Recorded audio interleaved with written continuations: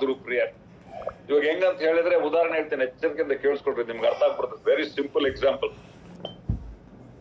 ಗುರುತ್ವಾಕರ್ಷಣ ಶಕ್ತಿ ಏನ್ ಮಾಡ್ತದೆ, ಎಲ್ಲ ಯಾವ್ದೇ ಆಗ್ಲಿ ಮೇಲ್ ಹೋಗಕ್ ಬಿಡಲ್ಲ, ಟಕ್ ಅಂತ ಕೆಳಗೆ ಎಳಿತದೆ.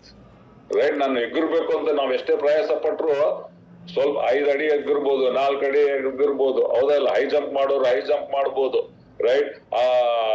ಬೇರೆದು ಇದೆಲ್ಲ ಮಾಡ್ಬೋದು. ಆದ್ರೆ ಎಷ್ಟು ಇದು ಮಾಡಿದ್ರು ಕೂಡ ಅವ್ನ್ ಕೆಳಗೆ ಬರ್ತಾರೆ. ಆದ್ರೆ ನೀವು ನೋಡ್ತಾ ಇದ್ರೆ ಪ್ಲೇನ್ಗಳು ಹಾರ್ತಾ ಇದ್ದಾವೆ ಪ್ರಯಾಣ. ರೈಟ್? ನಾವು ಪ್ರಯಾಣ ಮಾಡ್ತೇವೆ, ಪ್ಲೇನ್ ಅಲ್ಲಿ ಕೂತ್ಕೊಂಡ್ರೆ ರೈಟ್ ಸೀಟ್ ಬೆಲ್ಟ್ಸ್ ಹಾಕೊಳ್ರಿ ಅಂತ ಹೇಳ್ತಾನೆ ಪೈಲಟ್, ಅದ್ ಹಾಕೊಳ್ತೀವಿ. ಗುರುತ್ವಾಕರ್ಷಣ ಇದೆ, ಕೆಳಗಿಂದ ಎಳಿತಾ ಇದೆ. ಆದ್ರೆ ಆ ಪ್ಲೇನ್ ಅಲ್ಲಿ ಕೂತ್ಕೊಂಡು ಹೋದ್ಮೇಲೆ ಅದು ಟರ್ಬೋ ಎಂಜಿನ್ ಸ್ಟಾರ್ಟ್ ಆಗ್ತದೆ, ಅಂತ ಸ್ಟಾರ್ಟ್ ಆಗಿ ಫಾಸ್ಟ್ ಆಗಿ ಹೋಗಕ್ ಸ್ಟಾರ್ಟ್ ಆಗ್ತದೆ. ಯಾವಾಗ ಫಾಸ್ಟ್ ಆಗಿ ಸ್ಟಾರ್ಟ್ ಹೋಗ್ತದೋ ಮೆಲ್ಲಕ್ಕೆ ಹಿಂಗ್ ಮೇಲ್ ಹೋಗಕ್ಕೆ ಸ್ಟಾರ್ಟ್ ಆಗ್ತದೆ. ಯಾವಾಗ ಮೇಲ್ ಹೋಗಕ್ ಹಂಗೆ ಹೋಗ್ತಾ ಹೋಗ್ತಾ ಹೋಗ್ತಾ ಮೇಲೋಗಿ ಮೇಲಕ್ಕೆ ಹಾರ್ತದೆ. ಇವಾಗ ಮೇಲೋಗಿದ್ದೆಲ್ಲ ಏನಾಗ್ಬೇಕು, ಗುರುತ್ವಾಕರ್ಷಣ ಶಕ್ತಿ ಏನ್ ಮಾಡ್ಬೇಕು, ಕೆಳಗೆ ಎಳಿತದೆ, ಬೀಳಲೇಬೇಕು. ಆದ್ರೆ ಪ್ಲೇನ್ ಬೀಳ್ತಾ ಇಲ್ಲ, ಮೇಲ್ ಹೋಗ್ತಾ ಇದೆ. ಫಸ್ಟ್ ಟೈಮ್ ಪ್ಲೇನ್ ಅಲ್ಲಿ ಕೂತ್ಕೊಂಡವ್ರಿಗೆ ಭಯ ಆಗ್ತಿರ್ತದೆ, ಗಟ್ಟಿಗೆ ಇಟ್ಕೊಂಡಿರ್ತಾರೆ, ಏನಾಯ್ತಪ್ಪ ಮೇಲ್ ಹೋಗ್ತಾ ಇದೀನಿ, ಇದಾಗ್ತಾ ಇದೀನಿ. ಆದ್ರೆ ಅದ್ ಮೇಲೆ ಹಿಂಗೆ ಹೋಗಿ ಏನಾಗ್ತದೆ, ಸ್ಟಡಿ ಆಗ್ಬಿಡುತ್ತೆ, ಅಲ್ಲೇ ಇರ್ತದೆ. ಗುರುತ್ವಾಕರ್ಷಣ ಶಕ್ತಿ ಇದ್ರೂ ಕೂಡ ಇದು ಬೀಳ್ತಾ ಇಲ್ಲ, ಇದು ಮೇಲಕ್ಕೆ ಹೋಗ್ತಾ ಇದೆ. ಯಾಕೆ ಗೊತ್ತಾ? ಅಲ್ಲಿ ಇನ್ನೊಂದು ನಿಯಮ ಕೆಲಸ ಮಾಡ್ತಾ ಇದೆ. ಇನ್ನೊಂದು ನಿಯಮ ಕೆಲಸ ಮಾಡ್ತಾ ಇದೆ. ಡೀಟೇಲ್ ನಾನು ಹೇಳಕ್ ಇಷ್ಟ ಇಲ್ಲ, ಸೈನ್ಸ್ ಸ್ಟೂಡೆಂಟ್ಸ್ಗೆ ಅರ್ಥ ಆಗ್ತದೆ. ಅದನ್ನ ನಾವು ಲಾ ಆಫ್ ದ ಲಿಫ್ಟ್ ಅಂತ ಹೇಳ್ತೇವೆ, ಇಲ್ಲ ಏರೋಡೈನಾಮಿಕ್ ಪ್ರಿನ್ಸಿಪಲ್ ಅಂತ ಹೇಳ್ತೇವೆ. ಇಲ್ಲಿ ಗುರುತ್ವಾಕರ್ಷಣ ಶಕ್ತಿ ಇದೆ, ಎಳಿತಾ ಇದೆ. ಆದ್ರೆ ಅದನ್ನು ಮೀರುವಂತ, ಅದನ್ನು ಒಡೆಯುವಂತ, ಅದನ್ನು ಜಯಿಸುವಂತ ಇನ್ನೊಂದು ಶಕ್ತಿ ಏರೋಡೈನಾಮಿಕ್ಸ್ ಲಾ ಇದೆ. ಅದರಿಂದ ಆ ಪ್ಲೇನ್ ಏನಾಗ್ತದೆ, ಮೇಲಕ್ಕೆ ಹಾರ್ತದೆ ಪ್ರಿಯ. ಅದೇ ರೀತಿಯಲ್ಲಿ ಆ ನಿಯಮದ ಹೆಸರೇನು ಗೊತ್ತಾ? ಕ್ರಿಸ್ತ ಯೇಸುವಿನಲ್ಲಿರುವಂತ ಜೀವದ, ಆತ್ಮನಲ್ಲಿರುವ ಜೀವದ ನಿಯಮ. ರೈಟ್? ಒಂದು ಪಾಪ ಮರಣದ ಆತ್ಮ ನಿಯಮ, ಇದು ಆತ್ಮನಲ್ಲಿರುವಂತ ಜೀವದ ನಿಯಮ. ಈ ಪಾಪ ಮರಣದ ನಿಯಮ ಏನ್ ಮಾಡ್ತದೆ, ಕೆಳಗಿಳಿತದೆ. ಆದ್ರೆ ಈ ಕ್ರಿಸ್ತನಲ್ಲಿರುವಂತ ಆತ್ಮನ ಜೀವನದ ನಿಯಮ ಏನ್ ಮಾಡ್ತದೆ, ಈ ನಿಯಮವನ್ನು ಮುರಿದು, ಇದರ ಶಕ್ತಿಯನ್ನು ಮುರಿದು ಮೇಲಕ್ಕೆ ಹಾರುವಂತೆ ಮಾಡುವಂತದಾಗಿದೆ ಪ್ರಿಯ. ಅದೇ ಇಲ್ಲಿ ಹೇಳುವಂತದ್ದು ಮೊದಲೇ ಕೊರಿಂಥ 15:22 ಆಗ್ಲೇ ಫಸ್ಟ್ ವಚನ ನಾವು ನೋಡಿದ್ದು. ಆದಾಮನ ಸಂಬಂಧದಿಂದ ಎಲ್ಲರೂ ಸತ್ತವರಾದ್ರು, ಆದ್ರೆ ಕ್ರಿಸ್ತನ ಸಂಬಂಧನದಿಂದ ಎಲ್ಲರೂ ಬದುಕುವವರಾದರು ಪ್ರಿಯರೇ. ಆಮೆನ್. ದೇವರಿಗೆ ಸ್ತೋತ್ರವಾಗಲಿ. ಅದು ಹೇಗಾಯ್ತು ಎಂಬುದಾಗಿ ನಾವು ನೋಡೋಣ. ಅದಾಗಿದ್ದೆ ಸುವಾರ್ತೆಯಿಂದ. ಅದಕ್ಕೆ ಸುವಾರ್ತೆ ಬಲವಾದದ್ದು. ಪೌಲನ್ ಹೇಳ್ದ, ಸುವಾರ್ತೆಯ ವಿಷಯವಾಗಿ ನಾನು ನಾಚಿಕೆ ಪಡುವುದಿಲ್ಲ, ಇದು ದೇವರ ಬಲ ಸ್ವರೂಪವಾಗಿದೆ. ಆಮೇಲೆ ಸುವಾರ್ತೆ ವಿಷಯದಲ್ಲಿ ನಾನು ನಾಚಿಕೆ ಪಡುವುದಿಲ್ಲ. ಯಾಕಂದ್ರೆ ಯಾರ್ಯಾರು ನಂಬುತ್ತಾರೋ, ನಂಬುವವರೆಲ್ಲರಿಗೆ ಇದು ದೇವರ ಬಲ ಸ್ವರೂಪವಾಗಿದೆ. ರೋಮ 1:16 ಹೇಳುವವನಾಗಿದ್ದಾನೆ. ಅದಕ್ಕೆ ಇವತ್ತು ಪ್ರತಿಯೊಬ್ಬ ಮನುಷ್ಯನಿಗೆ ಏನ್ ಬೇಕು? ಸುವಾರ್ತೆ ಬೇಕು. ಯಾಕೊತ್ತ ಪ್ರತಿಯೊಬ್ಬ ಮನುಷ್ಯನು ಪಾಪಿ, ಪ್ರತಿಯೊಬ್ಬ ಮನುಷ್ಯನು ಆ ಪಾಪ ಮರಣದ ನಿಯಮದಲ್ಲಿದ್ದಾನೆ. ಪ್ರತಿಯೊಬ್ಬ ಮನುಷ್ಯನು ಆ ಪಾಪದಿಂದ ಹೊರಗಡೆ ಬರ್ಲಿಕ್ಕೆ ಆಗಲ್ಲ. ಸ್ವಲ್ಪ ಜನಕ್ಕೆ ಒಳ್ಳೆ ಮನಸ್ಸಿರ್ಬೋದು, ಇಲ್ಲಪ್ಪ ನಾನು ಪಾಪ ಮಾಡ್ಬಾರ್ದು, ಈ ಹಳೆ ವರ್ಷ ಫುಲ್ ಕುಡ್ದು ಬಿಟ್ಟಿನಿ, ಇವಾಗ ಇದೇ ಲಾಸ್ಟ್, ನಾನು ಡಿಸೆಂಬರ್ 31 ಇನ್ನ ನಾನು ಕುಡಿಬಾರ್ದು, ಇಲ್ಲದೆ ಇದ್ರೆ ಇದೇ ಲಾಸ್ಟ್ ಸಿಗರೇಟು ನಾನು ಸೇದಬಾರ್ದು, ಇದೇ ಲಾಸ್ಟ್ ನಾನು ಬೈಬಾರ್ದು, ಇದೇ ಲಾಸ್ಟ್ ನಾನು ಕೋಪ ಮಾಡ್ಕೊಳ್ಬಾರ್ದು, ಇದೇ ಲಾಸ್ಟ್ ನಾನು ನನ್ನ ಹೆಂಡತಿ ಹೊಡಿಬಾರ್ದು, ಇದೇ ಲಾಸ್ಟ್ ನಾನು ಇದು ಮಾಡಬಾರ್ದು ಅಂತ ಮನ್ಸಿರ್ತದೆ. ರೈಟ್? ಆದ್ರೆ ಇವಾಗ ಇದರಿಂದ ನಾನು ಹೊರಗೆ ಬರ್ಬೇಕು ಅಂತ ಅವನ್ ಎಷ್ಟೇ ಪ್ರಯತ್ನ ಮಾಡಿದ್ರು ಕೂಡ ಆ ಗುರುತ್ವಾಕರ್ಷಣ ಶಕ್ತಿ ಇದ್ದಂತೆ ಪಾಪ ಎಲ್ಲಿಗೆ ಹೋಗ್ತಿಲ್ಲ ಬಾ ಅಂತ ವಾಪಸ್ ಹೇಳಿತ್ತು. ಜನವರಿ 1, ಜನವರಿ 2, ಜನವರಿ 3 ಕುಡಿದಂಗಿರ್ತಾನೆ. 4ನೇ ತಾರೀಕು ಆಗಲ್ಲಪ್ಪ ನನಗೆ, ಬೇಡ ಬೇಡ ಬೇಡ ಬೇಡ ಅಂತ ಕುಡಿದು ಬಿಡ್ತಾನೆ. ರೈಟ್? ಅದೇ ಪಾಪದ ಶಕ್ತಿ. ಆದ್ರೆ ದೇವರಿಗೆ ಸ್ತೋತ್ರ. ರೈಟ್? ಆ ಶಕ್ತಿಯನ್ನು ಹೊಡಿಬೇಕಂತಂದ್ರೆ ಕ್ರಿಸ್ತ ಯೇಸುವಿನಲ್ಲಿರುವಂತ ಜೀವದ ಆ ನಿಯಮವು ಮಾತ್ರ ಈ ಪಾಪದ ಶಕ್ತಿಯಿಂದ ಬಿಡುಗಡೆ ಮಾಡುವಂತದ್ದಾಗಿ. ಅದಕ್ಕೆ ಜನರು ತಮ್ಮಂತಾವ್ ಬದಲಾಯಿಸ್ಕೊಳಕ್ ಆಗಲ್ಲ ಪ್ರಿಯರೇ. ಅವ್ರಿಗೆ ಸುವಾರ್ತೆ ಬೇಕು. ಅದಕ್ಕೆ ನಾವು ಸುವಾರ್ತೆ ಸಾರ್ಬೇಕು. ಅನೇಕ ಸಲ ನಾವು ಖಂಡಿಸ್ತೇವೆ ಜನರನ್ನು, ಆ ಖಂಡನೆ ಜನರನ್ನು ಬದಲಾಯಿಸಲ್ಲ. ಅವ್ರು ಯಾವಾಗ ಸುವಾರ್ತೆ ಬರ್ತದೋ ಆ ಸುವಾರ್ತೆ ಅವರ ಜೀವಿತವನ್ನು ಬದಲಾಯಿಸುವಂತದ್ದಾಗಿದೆ. ಆ ಸುವಾರ್ತೆಯು ಪಾಪದ ಶಕ್ತಿಯನ್ನು ಮುರಿಯುವಂತದ್ದಾಗಿದೆ ಪ್ರಿಯ. ಅದಕ್ಕೆ ಯೇಸು ಸ್ವಾಮಿ ಬಂದಾಗ ಯೇಸು ಸ್ವಾಮಿ ಜನರನ್ನು ಖಂಡಿಸ್ಲಿಲ್ಲ. ಯಾಕಂದ್ರೆ ಅವ್ರು ಗೊತ್ತು, ಇವ್ರ ಕೈಯಲ್ಲಿ ಆಗಲ್ಲಪ್ಪ, ಇವ್ರ ಕೈಯಲ್ಲಿ ಆಗಲ್ಲ. ಅದಕ್ಕೆ ಹಳೆ ಒಡಂಬಡಿಕೆ ಜನರನ್ನ ಬದಲಾಯಿಸಲ್ಲ. ಹಳೆ ಒಡಂಬಡಿಕೆ ಏನ್ ಗೊತ್ತಾ? ಧರ್ಮಶಾಸ್ತ್ರ. ಹಳೆ ಒಡಂಬಡಿಕೆ ಧರ್ಮಶಾಸ್ತ್ರ, ಮೋಶೆ ಧರ್ಮಶಾಸ್ತ್ರ ದೇವ್ರು ಯಾಕೆ ಕೊಟ್ಟ ಗೊತ್ತಾ? ಪಾಪದಿಂದ ಬಿಡಿಸ್ಲಿಕ್ಕಲ್ಲ, ಅವನ್ ಎಷ್ಟು ಪಾಪಿ ಅಂತ ಗೊತ್ತಾಗ್ಲಿಕ್ಕೆ ಕೊಟ್ಟ. ದೇವ್ರು ಯಾಕೆ ಕೊಟ್ಟಿದ್ದಂದ್ರೆ, ಮನುಷ್ಯ ನೀನ್ ನೀತಿವಂತನ ಅನ್ಕೊಳ್ತೀಯ, ನೀನ್ ಒಳ್ಳೆಯವನ್ ಅನ್ಕೊಳ್ತೀಯ, ನೀನು ಈ ಪಾಪ ಶಕ್ತಿಯನ್ನು ನೀನ್ ಜಯಿಸ್ಬೋದು ಅನ್ಕೊಳ್ತೀಯ, ತಗೋ ನಾನ್ ಕೊಡ್ತೇನೆ ಈ ಆಜ್ಞೆಗಳನ್ನ ನೀನ್ ಪಾಲಿಸು ಅಂದ ದೇವ್ರು. ಯಹೂದ್ಯರು ಅವ್ರು ಇಸ್ರಾಯೇಲ್ಯರು ಟ್ರೈ ಮಾಡಿದ್ರು ಮಾಡ್ಲಿಕ್ಕೆ, ಯಾಕಂದ್ರೆ ತಮ್ಮನ್ನು ತಾವು ಅದರಿಂದ ಬಿಡಿಸ್ಕೊಳ್ಲಿಕ್ಕೆ ಆಗೋದಿಲ್ಲ. ಅದಕ್ಕೆ ದೇವ್ರು ಹೇಳ್ದ, ಇವಾಗ ನಿಮ್ ಕೈಯಲ್ಲಿ ಆಗಲ್ಲ ಗೊತ್ತಾ? ಅದಕ್ಕೆ ರೋಮಪುರದವ್ರು ಬರೆದ ಪತ್ರಿಕೆ ಹೇಳೋದೇನಂತಂದ್ರೆ, ಎಲ್ಲರೂ ಪಾಪ ಮಾಡಿದ್ದಾರೆ, ಯಹೂದ್ಯರೂ ಪಾಪ ಮಾಡಿದ್ದಾರೆ, ಅನ್ಯರೂ ಪಾಪ ಮಾಡಿದ್ದಾರೆ, ನೀತಿವಂತನು ಒಬ್ಬನೂ ಇಲ್ಲ, ಎಲ್ಲರೂ ಪಾಪ ಮಾಡಿ ದೇವರ ಮಹಿಮೆಯನ್ನು ಹೊಂದದೇ ಹೋಗಿದ್ದಾರೆ.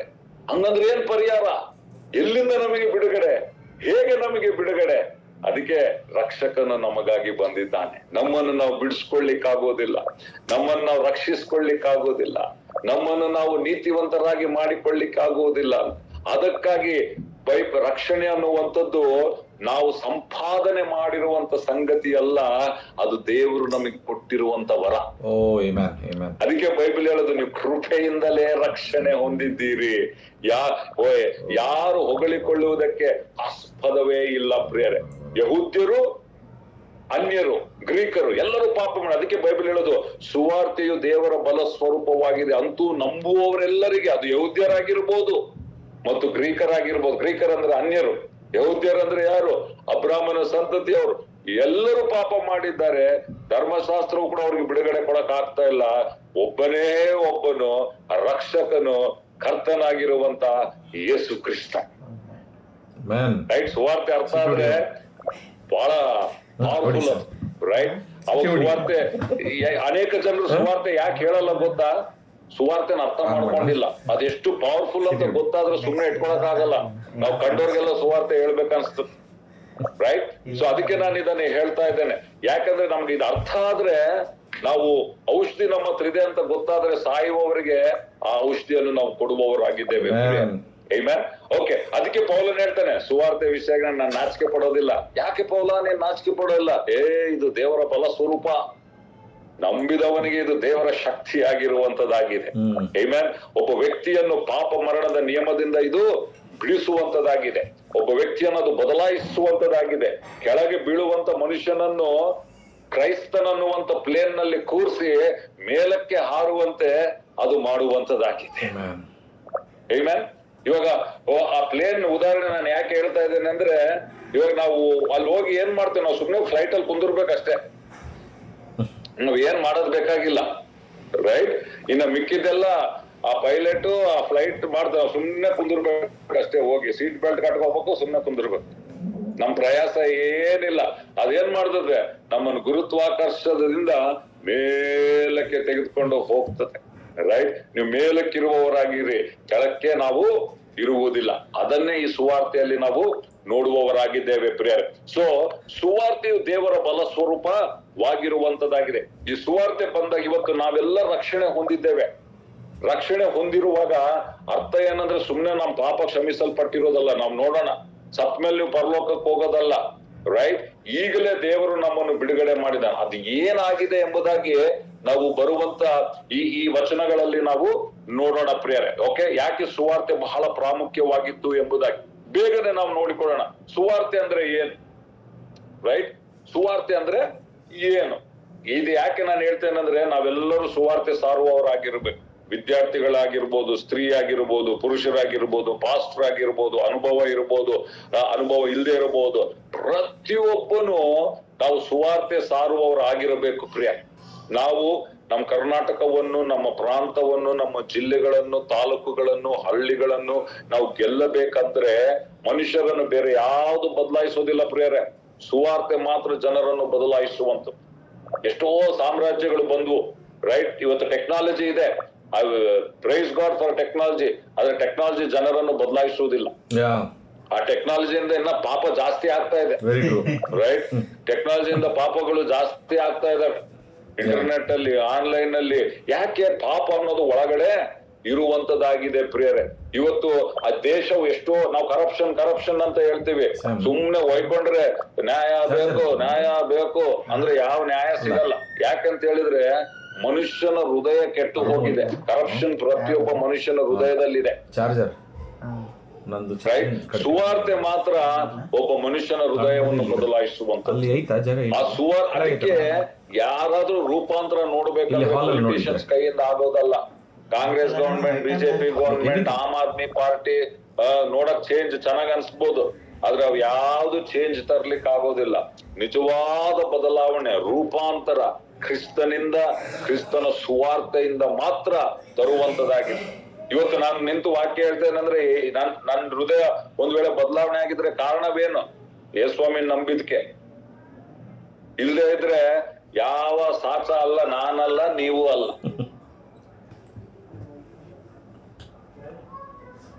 ರೈಟ್. ಯಾವುದಲ್ಲ ಪ್ರಿಯರೇ. ಇವತ್ತು ಒಂದೇ ಒಂದು ನಮ್ಮ ಹೃದಯವನ್ನು ಬದಲಾಯಿಸಿರುವುದಂದ್ರೆ ಯೇಸು ಕ್ರಿಸ್ತನು, ಆತನ ಸುವಾರ್ತೆ.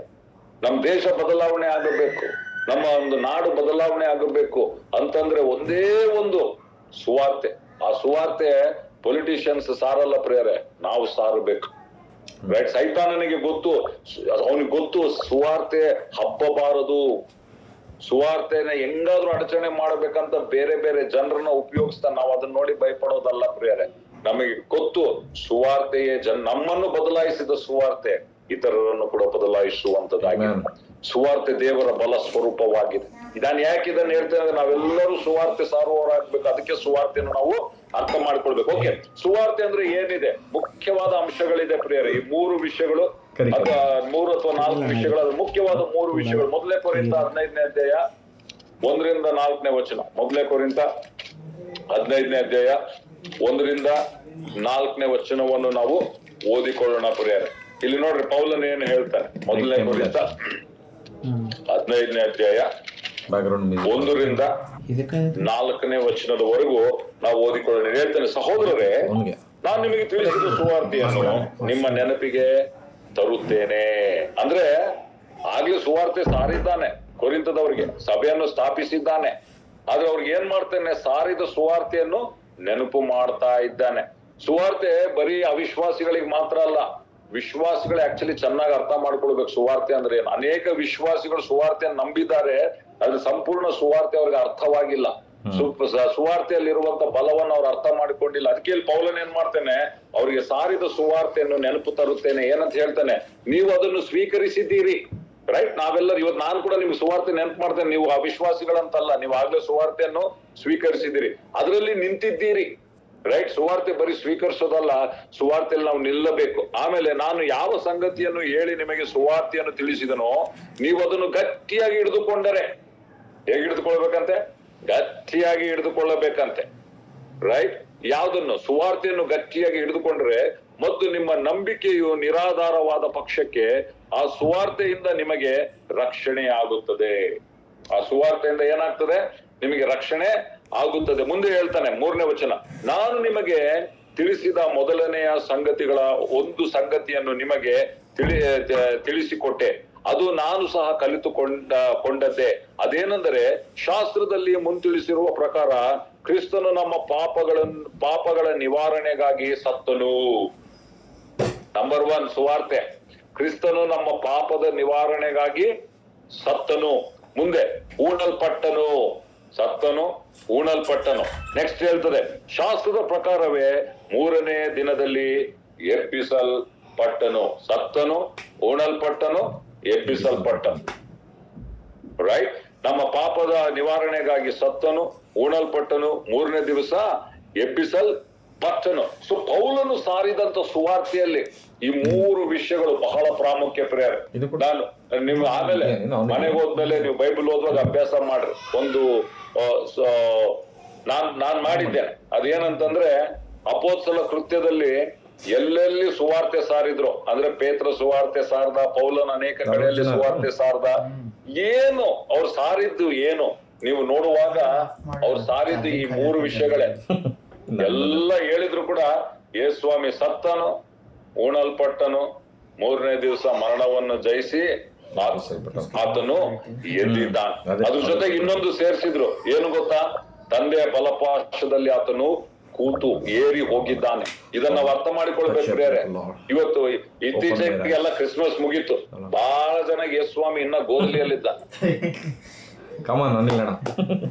ರೈಟ್, ಅನೇಕ ಪಂಗಡಗಳಿವೆ, ಇನ್ಫೆಂಟ್ ಜೀಸಸ್ ಅಂತ ಇನ್ನ ಇಟ್ಕೊಂಡಿರ್ತಾರ. ರೈಟ್, ಯೇಸುಸ್ವಾಮಿನ ಅಲ್ಲೇ ಗೋದಲಿಯಲ್ಲಿ. ಕರೆಕ್ಟ್, ಯೇಸುಸ್ವಾಮಿ ಬಂದ, ಹುಟ್ಟದಾಗ ಗೋಧಿಯಲ್ಲಿ ಇದ್ದ, ಆದ್ರೆ ಗೋಧಿಯಲ್ಲೇ ಇರ್ಲಿಲ್ಲ ಯೇಸುಸ್ವಾಮಿ. ಅದು ಒಂದು ಸಂದರ್ಭದಲ್ಲಿದ್ದ, ಒಂದು ಸಮಯದಲ್ಲಿದ್ದ, ತಾತ್ಕಾಲಿಕವಾಗಿ ಇದ್ದ. ರೈಟ್, ಆದ್ರೆ ಆತನ ಆಮೇಲೆ ಆ ಗೋದಲಿಯನ್ನು ಬಿಟ್ಟು ಬಹಳ ದೊಡ್ಡವನಾಗಿದ್ದ. ಆಮೇಲೆ ಯೇಸುಸ್ವಾಮಿ ಶಿಲ್ಬೆಗೆ ಹೋದ, ಕ್ರೂಜೆಗೆ ಹೋಗಿದ್ದು, ಅಲ್ಲಿ ಸತ್ತಿದ್ದು ವೆರಿ ಇಂಪಾರ್ಟೆಂಟ್. ಆದ್ರೆ ಬಹಳ ಜನ ಬರೀ ಕ್ರೂಜೆ ಮೇಲೆ ಮಾತ್ರ ಯೇಸುಸ್ವಾಮಿ ಅನ್ನು ಗುರುತಿಸುವವರಾಗಿದ್ದಾರೆ.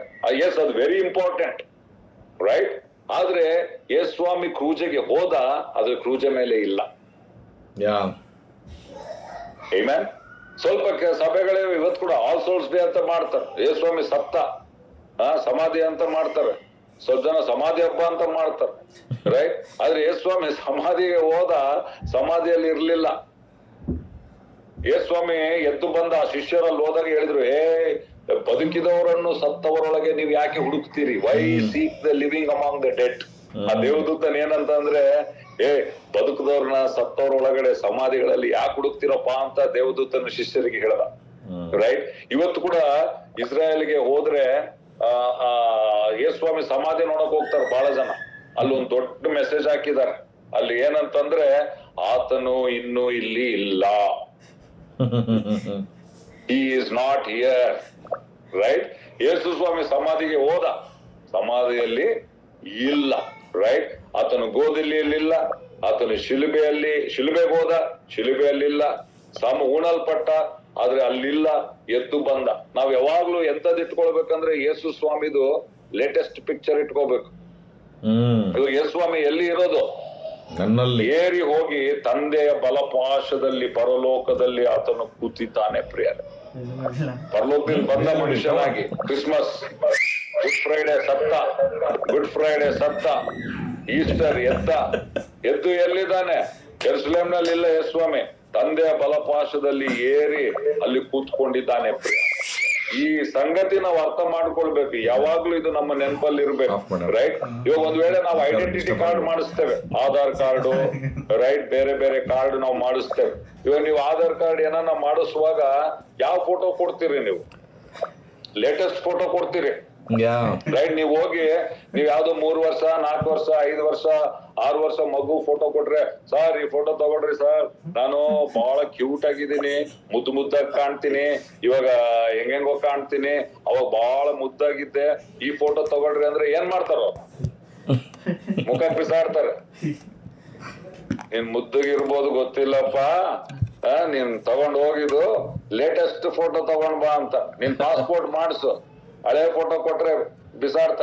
ನನಗೆ ನೆನಪಿದೆ ಒಂದ್ಸರಿ, ರೈಟ್, ನಾನು 2001ರಲ್ಲಿ ಫಸ್ಟ್ ನಾನು ಹೊರ ದೇಶಕ್ಕೆ ಹೋಗಿದ್ದೆ, ಅವಾಗ ಪಾಸ್ಪೋರ್ಟ್ ಮಾಡಿಸಿದ್ದೆ.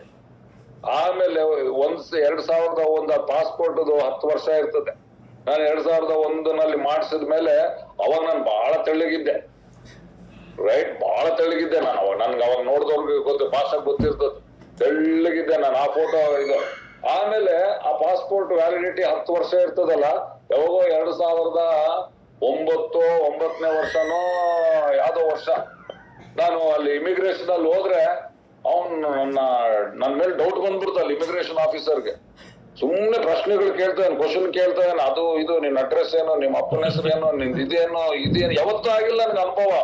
ಎಷ್ಟೋ ಸಲ ಪ್ರಯಾಣ ಮಾಡಿದ್ದೇನೆ, ಆದ್ರೆ ಅವತ್ತು ಟಕ ಅಂತ ಕೇಳ್ದೆ. ಆಮೇಲೆ ಎಲ್ಲ ಆಗಿ ನಾನ್ ಟಕ ಉತ್ತರ ಕೊಟ್ಟೆ. ಆಮೇಲೆ ಅವನ್ಗೆ ಗ್ಯಾರಂಟಿ ಬಂತು, ಇಲ್ಲ ಈ ವ್ಯಕ್ತಿ, ಫೋಟೋನಲ್ಲಿರೋ ವ್ಯಕ್ತಿ ಈ ವ್ಯಕ್ತಿ. ನಾನ್ ಕೇಳಿದೆ, ಅಲ್ಲ ಸರ್ ಯಾಕೆ ಇಷ್ಟು ಪ್ರಶ್ನೆ ಕೇಳಿದ್ರೆ? ಅಲ್ಲ ಈ ಫೋಟೋನಾಗ ಬೇರೆ ಕಾಣ್ತೀಯಲ್ಲಪ್ಪ ನೀನು, ಇವಾಗ ಬೇರೆ ಕಾಣ್ತಿ.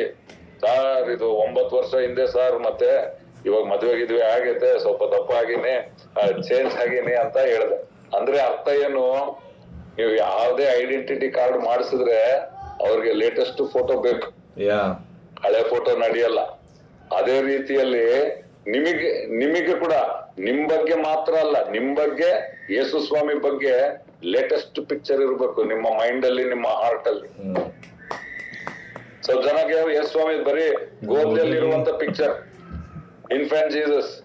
ಸ್ವಲ್ಪ ಜನಕ್ಕೆ ಬರೀ ಶಿಲ್ಬೆ ಮೇಲೆ ಇರುವಂತ ಪಿಕ್ಚರ್. ಶಿಲ್ಬೆಗೆ ಹೋದ ಅದು ಬಹಳ ಪ್ರಾಮುಖ್ಯ. ಅದ್ರ ಯೇಸು ಊಹಿಸ್ಕೊಳ್ರಿ, ಒಂದ್ ವೇಳೆ ಯೇಸು ಸ್ವಾಮಿ ಶಿಲ್ಬೆಗೆ ಹೋಗಿ ಎದ್ದಿಲ್ಲ ಅಂತಂದ್ರೆ ಶಿಲ್ಬೆಗೆ ಹೋಗಿದ್ ವೇಸ್ಟ್. ಶಿಲ್ಬೆಗೆ ಹೋಗಿದ್ ಬರೀ ಯೇಸು ಸ್ವಾಮಿ ಮಾತ್ರ ಅಲ್ಲ, ಪಕ್ಕದಲ್ಲಿ ಇಬ್ಬರು ಕಳ್ಳರು ಕೂಡ ಇದ್ರು.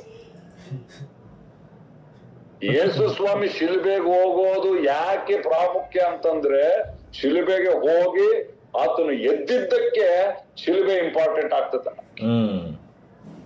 ಒಂದ್ ವೇಳೆ ಯೇಸು ಸ್ವಾಮಿ ಮರಣದಿಂದ ಹೇಳದೇ ಇದ್ರೆ ಬರೀ ಶಿಲ್ಬೆಗೆ ಹೋಗಿ ಸತ್ತ ಅನ್ಕೊಳ್ರಿ, ನನಗೂ ರಕ್ಷಣೆ ಇಲ್ಲ, ನಿನಗೂ ರಕ್ಷಣೆ ಇಲ್ಲ. ಅದಕ್ಕೆ ಮೊದಲೇ ಕುರಿತ 15ನೇ ವಚನದಲ್ಲಿ 15ನೇ ಅಧ್ಯಾಯದಲ್ಲಿ ಇರ್ತದೆ, ನಮ್ಮ ಪ್ರಸಂಗವೂ ವ್ಯರ್ಥ, ನಿಮ್ಮ ನಂಬಿಕೆಯೂ ವ್ಯರ್ಥ, ನೀವಿನ್ನೂ ಪಾಪದಲ್ಲಿ ಇದ್ದೀರಂತೆ. ಆತನು ಮರಣದಿಂದ ಹೇಳದೇ ಇದ್ರೆ ನಾವಿನ್ನೂ ಪಾಪದಲ್ಲಿ ನಿರೀಕ್ಷೆನೇ ಇಲ್ಲ ಪ್ರಿಯ. ಯೇಸು ಸ್ವಾಮಿಗೂ ಬೇರೆಯವ್ರಿಗೂ ಏನು ವ್ಯತ್ಯಾಸನೇ ಇರ್ತಾ ಇರ್ಲಿಲ್ಲ. ಯಾಕಂದ್ರೆ ಪಾಪ ಮರಣದ ನಿಯಮವನ್ನು ಮುರಿಬೇಕಿತ್ತು. ಪಾಪದಿಂದ ಮರಣ ಬಂತು. ಈ ಪಾಪನ ತೊಳಿಲಿಕ್ಕಾಗಿ ಶಿಲ್ಬೆ ಮೇಲೆ ಹೋದ, ಶಿಕ್ಷೆ ಅನುಭವಿಸ್ದ. ಆದ್ರೆ ಪಾಪದಿಂದ ಏನ್ ಬಂತು? ಮರಣ ಬಂತು. ಮರಣದ ಅಧಿಪತಿಯನ್ನು ಹೊಡಿಬೇಕಿತ್ತು. ಸೊ ಯೇಸು ಸ್ವಾಮಿಯ ಸಂಪೂರ್ಣ ರಕ್ಷಣೆ ಎಲ್ಲಿ ಬಂತಂದ್ರೆ ಮನುಷ್ಯನಾಗಿ ಬಂದಿದ್ದು ಶಿಲ್ಬೆ ಮೇಲೆ ನಮ್ಮ ಪರವಾಗಿ ನಮ್ಮ ಪಾಪ, ಶಾಪ, ರೋಗ, ಬಡತನ ಹೊತ್ತುಕೊಂಡಿದ್ದು. ಆದ್ರೆ ಅಲ್ಲಿ ಮಾತ್ರವಲ್ಲ, ಆತನು ಸತ್ತು 3ನೇ ದಿವಸ ಮರಣವನ್ನು ಜಯಿಸಿ ಎದ್ದಾಗ ಪಾಪ ಮರಣದ ನಿಯಮವನ್ನು ಒಡೆದು ಕ್ರಿಸ್ತನಲ್ಲಿರುವಂತ ಜೀವದ ನಿಯಮವನ್ನು ಆತನು ಸ್ಥಾಪನೆ ಮಾಡಿದ. ಅದು ಯೇಸು ಸ್ವಾಮಿಯ ಕಂಪ್ಲೀಟ್ ವರ್ಕ್. ಯೇಸು ಸ್ವಾಮಿ ಮುಗಿಸಿದಂತ ಕಾರ್ಯವಾಗಿದೆ ಪ್ರಿಯ. ಇದು ನಮ್ಮ ಬಹಳ ಜನಗೆ ಏನಾಗ್ತದೆ, ಇದು ನಮಗ್ ಗೊತ್ತು ಬಿಡು, ನಮಗೆ ಬಹಳ ಡೀಪ್ ಟೀಚಿಂಗ್ ಮಾಡ್ರಿ ಅಂತ ಹೇಳ್ತಾರೆ. ರೈಟ್? ಯೇಸು ಸ್ವಾಮಿ ಸತ್ತ, ಉಣಲ್ಪಟ್ಟ, 3ನೇ ದಿವಸ ಎದ್ದ, ಇದೇನ್ ಬಹಳ ಸಿಂಪಲ್ ಟೀಚಿಂಗ್. ಅಲ್ಲೋ, ಇಲ್ಲೇ ಇರೋದು ದೇವರ ಶಕ್ತಿ. ದೇವರ ಶಕ್ತಿ ಇರೋದು ಇಷ್ಟರಲ್ಲೇ. ಅದಕ್ಕೆ ಪೌಲನ್ ಹೇಳಿದ್ದು, ಸುವಾರ್ತೆಯು ದೇವರ ಬಲ ಸ್ವರೂಪವಾಗಿದೆ. Gospel is simple but very powerful.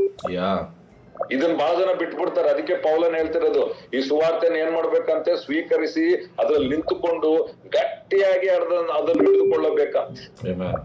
ಬಹಳ ಜನ ಇದನ್ನ ಬಿಟ್ಬಿಡ್ತಾರೆ, ಡೀಪ್ ಟೀಚಿಂಗ್ ಅಂತ ಹೋಗ್ಬಿಡ್ತಾರೆ. ರೈಟ್? ಆದ್ರೆ ಶಕ್ತಿ ಇರೋದು ಇದ್ರಲ್ಲೇ ಇರುವಂತದ್ದಾಗಿದೆ ಪ್ರಿಯ. ಯೇಸು ಸ್ವಾಮಿ ಮರಣ, ಯೇಸು ಸ್ವಾಮಿ ಪುನರುತ್ಥಾನ, ಯೇಸು ಸ್ವಾಮಿ ಶಿಲ್ಬೆಗೆ ಹೋಗಿದ್ದು, ಸತ್ತಿದ್ದು, 3ನೇ ದಿವಸ ಮರಣವನ್ನು ಜಯಿಸಿ ಎದ್ದಿದ್ದು, ಅದ್ರ ಜೊತೆಗೆ ಆತನು ತಂದೆಯ ಬಲಪಾರ್ಶ್ವದಲ್ಲಿ ಆತನು ಕೂತುಕೊಂಡಿರುವಂತದ್ದು ಪ್ರಿಯ. ರೈಟ್? ಇದನ್ನು ನಾವು ಹೆಚ್ಚಾಗಿ ಮುಂದಿನ ಸೆಷನ್ ಅಲ್ಲಿ ನಾವು ನೋಡೋಣ. ಮತ್ತು ಯೇಸು ಸ್ವಾಮಿ ಈ ಸುವಾರ್ತೆ ನಾವು ಅರ್ಥ ಮಾಡಿಕೊಳ್ಳುವುದಾದ್ರೆ ಪ್ರಿಯರೇ, ನಾವು ಪೂರ್ಣ ಜಯಶಾಲಿಗಳಾಗುವವರಾಗಿದ್ದೇವೆ. ನಾನು ನಂಬ್ತೇನೆ, ಖಂಡಿತವಾಗ್ಲೂ ದೇವರು ಕಾರ್ಯ ಮಾಡ್ತಾನೆಂಬುದಾಗಿ. ನಿಮ್ ಜೀವಿತವಿದ್ದಂತೆ ಇರುವುದಿಲ್ಲ. ಯಾಕಂದ್ರೆ ನಾನು ಅನೇಕ ಕಡೆ ಸಾರಿದ್ದೇನೆ, ಜನರ ಜೀವಿತವು ಬದಲಾವಣೆ ಆಗಿದೆ, ಅವರ ವಿಶ್ವಾಸವು ಬದಲಾವಣೆ ಆಗಿದೆ. ರೈಟ್? ಈ ಸೋಲಿನ ಜೀವಿತ ಹೋಗಿ ಅವರು ಜಯಶಾಲಿಗಳಾಗಿ ಅವರು ಜೀವಿಸುವವರು ಅವರು ಆಗಿದ್ದಾರೆ. ಸೊ ಇದು ಸುವಾರ್ತೆ ಆಗಿರುವಂತಾಗಿದೆ. ಏನೇನಾಯ್ತು ಈ ಸುವಾರ್ತೆಯಲ್ಲಿ ಎಂಬುದಾಗಿ ನಾವು ಮುಂದಿನ ಸೆಷನ್ ಅಲ್ಲಿ ನೋಡೋಣ. ಬ್ರೇಕ್ ತೆಗೆದುಕೊಂಡು we will come back in the next session. ಮುಂದಿನ ಸೆಷನ್ ಅಲ್ಲಿ ನಾವು ನೋಡೋಣ.